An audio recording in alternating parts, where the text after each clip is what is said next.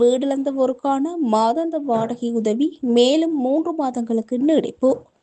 வெள்ளம் மற்றும் மண் சரிவுகளினால் வீடுகளை இழந்த மக்களுக்காக அரசாங்கத்தினால் வழங்கப்பட்டு வரும் மாதாந்த வீட்டு வாடகை கொடுப்பனவை மேலும் 3 மாதங்களுக்கு நீடிப்பதற்கு நிதி திட்டமிடல் மற்றும் பொருளாதார அபிவிருத்தி அமைச்சு அனுமதி வழங்கியுள்ளது. இது தொடர்பான புதிய வரவு செலவு திட்ட சுற்று நிறுவ அமைச்சினால் தற்போது வெளியிடப்பட்டுள்ளது.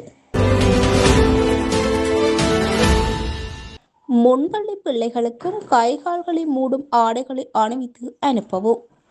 நாட்டில் அதிகரித்து வரும் டெங்கு அபாயத்திலிருந்து முன்பள்ளி சிறுவர்களை பாதுகாக்கும் நோக்கில் அவர்களின் கைகள் மற்றும் கால்களை மூடும் வகையிலான பொருத்தமான ஆடைகளை அணிவித்து முன்பள்ளிகளுக்கு அனுப்புமாறு பெற்றோர்களுக்கு மகளிர் மற்றும் சிறுவர் விவகார அமைச்சர் சரோஜா போல்ராஜ் கோரிக்கை விடுத்துள்ளார்.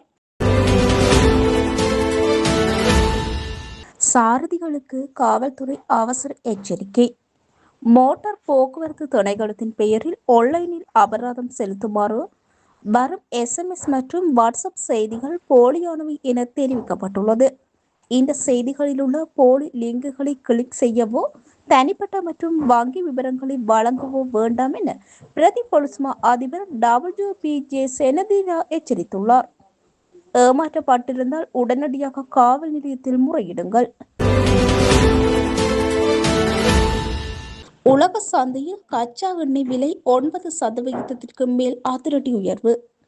மத்திய கிழக்கு பதற்றம் மற்றும் கோர்முஸ் நீரிணை விவகாரத்தில் அமெரிக்கா ஈரான் இடையிலான மோதல் எச்சரிக்கைகளை அடுத்து பிரெண்ட் கச்சா எண்ணெய் பீப்பாய் ஒன்று $83.30 உயர்ந்துள்ளது.